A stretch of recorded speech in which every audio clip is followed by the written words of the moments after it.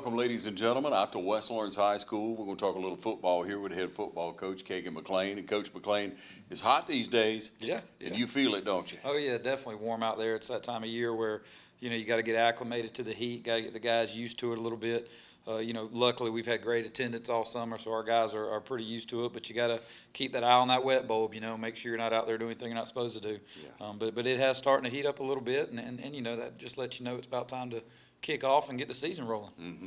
Yeah, and you have to be in incredible shape, there's no doubt about it. And right now it's pretty much, I guess, Coach, lifting a lot, agilities, right. Practicing in 7-on-7s. Yeah, I mean, it used to be, when I first started coaching, the summers was all you did was lift and run. That was about it. But now everyone else is, you've gotten to where you're doing almost full-on practices without pads on. We are lifting in the mornings. We're getting our ID work in. We're getting 7-on-7 in. We're getting team OTA type stuff in without pads on. Making sure we're running plays on bags, lining up the formations, starting to get special teams installed a little bit and getting ready for that. So really, once you put the pads on, you've only got a week or so before you're in the game week. So you got to get all that installed in the summer, and you got to not just get it installed, but you got to get good at it, because once you put the pads on, it's rolling. Yeah, and Coach, all right, if we go back, you had a little bit of time initially, and then you had the dead week, and then this is what your second or so week back at it. Yeah, right. We started in June, and we practiced 3 weeks in June. Then at the end of June, you have the GHSA mandatory dead week where everybody's off. And, June, we're mostly getting back into the swing of lifting, running, doing our 7-on-7 work, making sure we know who's going to be where and who we got and who we can depend on. Then you come back after the dead week, you start hitting some padded camps and doing some things like that, which we got 3 days of padded camp still left to go this summer. Finished out most of our 7-on-7 stuff. We're ready to kind of transition into real football and not all that run around chasing each other nonsense. It's a necessary evil. You got to do it. Everybody does it. Yeah. But it's not football. You put those pads on and start thumping people. Right. And that's coming up. So we're getting ready for that and really starting to get into that grind. The mandatory days will start next week, where everybody's got to be here, and you can start really holding kids accountable for being here. Yeah. And that'll be leading up to us putting on the pads on August 1st. Yeah, and you work hard in the weight room, Coach. There's no doubt about it. I don't know how many years running you've either won or placed in the state weightlifting. Right. Yeah, we've had a very fortunate string of kids who've bought into the weight room, really done the work in there. And I tell everybody, the weight room is not all about some magic formula. There's a lot of different ways to do it the right way. The key is getting the kids to buy in and to do the work. If they'll push the weight, they'll get stronger. And our kids have done that, and we've finished first or second in the Quad A state weightlifting meet, probably I think the past 6 years maybe. And won, I think, 5 of those. I can't remember. It kind of all starts to run together a little bit. Yeah. But our kids have really bought into the weight room. They understand that we don't just show up. We're not going to show up and be the most athletic team against very many people. Just the clientele that we got to work with here. But our kids know if they get out there and they work hard and they get after it, they can compete. And they've done that since I've been here. A really, really good group of kids. So, we're excited about, what they've done in the weight room. Yeah, great, Coach. We're going to break down a little bit more. We're going to take a short break and be right back with Coach McLean. Stay with us.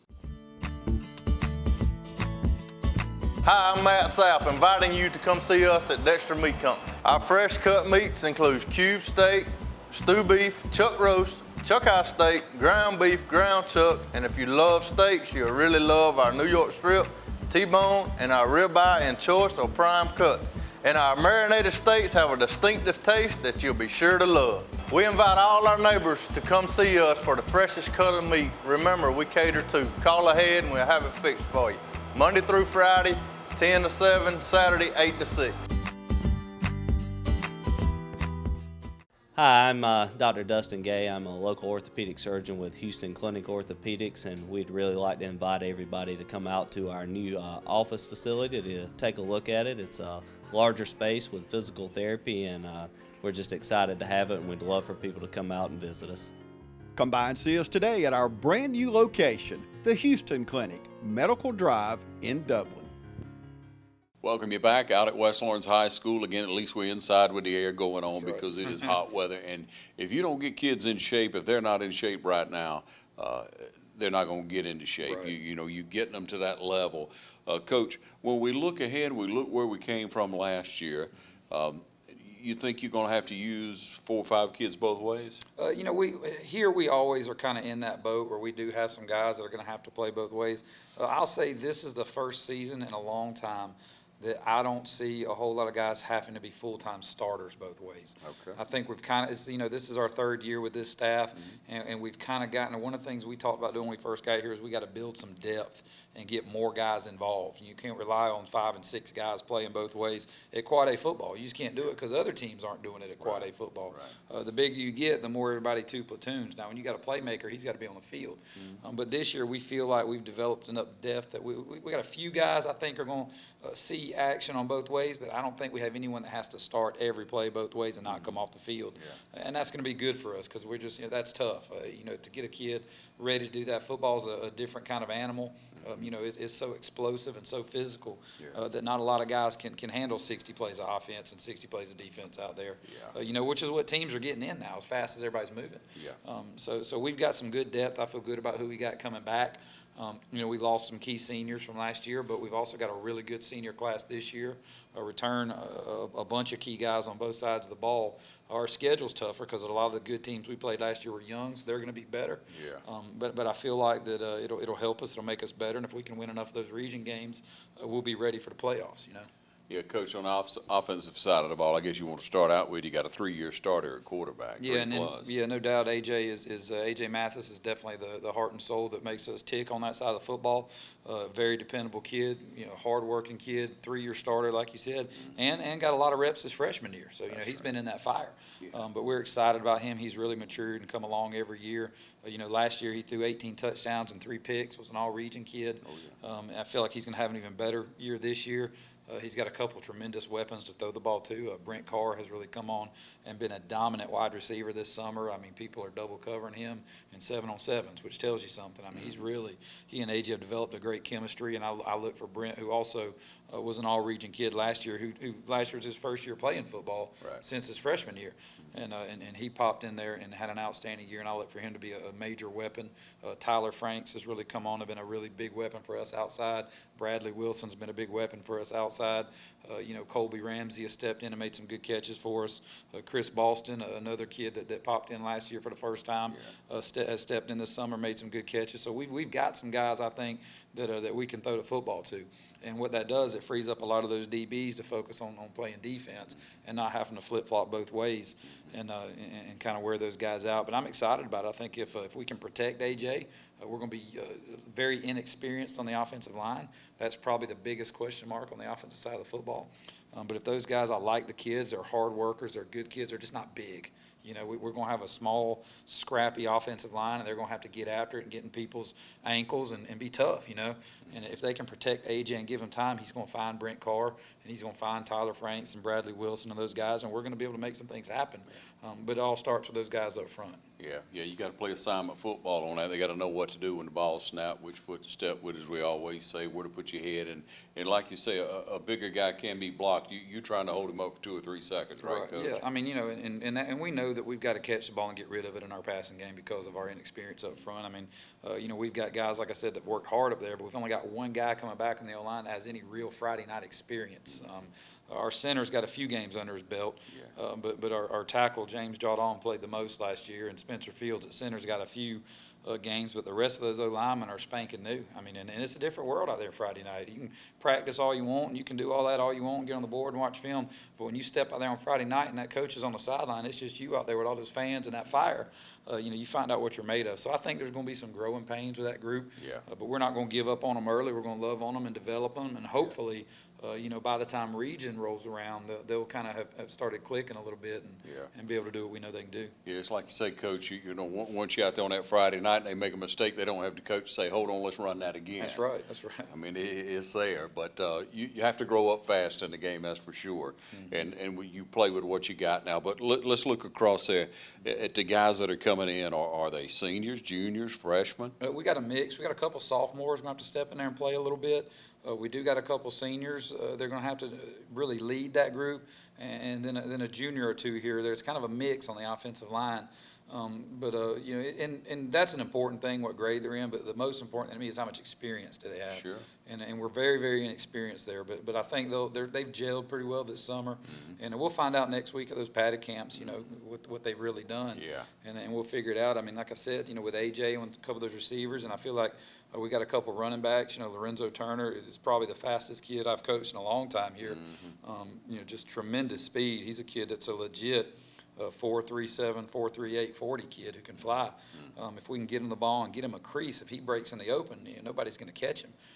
But he's a guy that you know has played JV last year and was, you know, dominant JV running back, and I think he's ready now to step in on Friday nights for 2 years and tote the rock for us. Yeah, who you got backing him up? We got Christian Coven, who'll be a senior, who's run the ball a little bit. We've got Shante Burney, who plays corner. He's a starting corner for us, and he's also going to run the ball.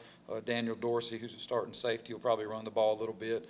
We got several. It's kind of a running back by committee. The true running back there is going to be Lorenzo and Coven. Those are the guys that we're going to try and get the job done with first. If they can get it done, then great.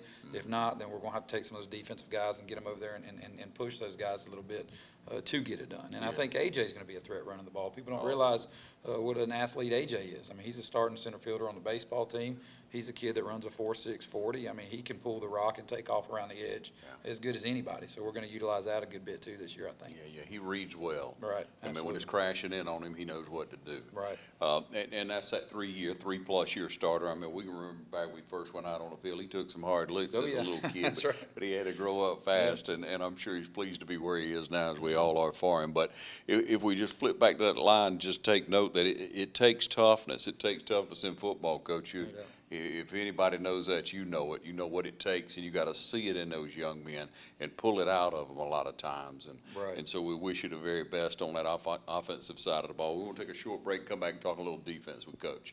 Stay with us. Hello, I'm John Martin, physical therapist and athletic trainer from Rehab Advantage in Sports Medicine. I'd like to take this opportunity to invite you to some of our workshops here at Rehab Advantage.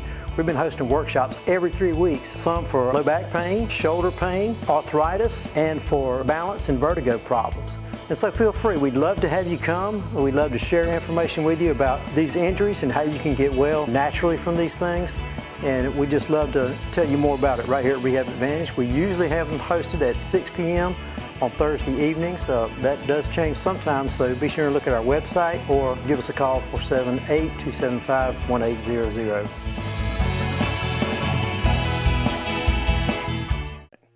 Is your internet slowing your business down? If so, call the City of Dublin for our fiber optic based internet, 478-296-1008.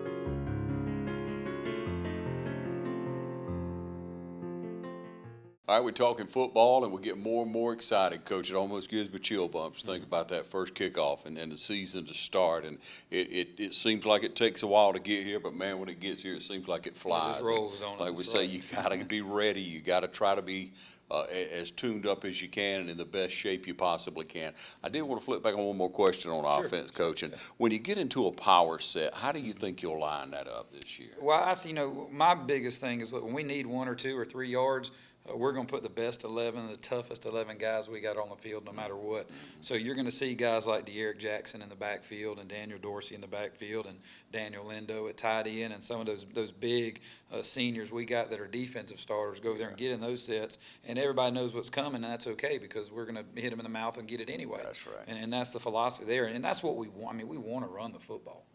I mean, to me, I think in high school football, if you're going to be consistently successful, you got to run the football. You got to play good defense. You got to be sound on special teams. We want to do that, but we're not hard-headed enough to realize, man, if we're growing on the offensive line and we can't, then we've got to do some things to open up that box and get guys out of the box by splitting Brent Carr out and throwing the rock out there to him a little bit and getting guys to bump backers out so we can create some running lanes in there. But, yeah, we get in a power set, man. We're going to take the best, toughest 11 guys we can find, and we're going to show them a few plays and line them up, and we're going to go get some. Yeah.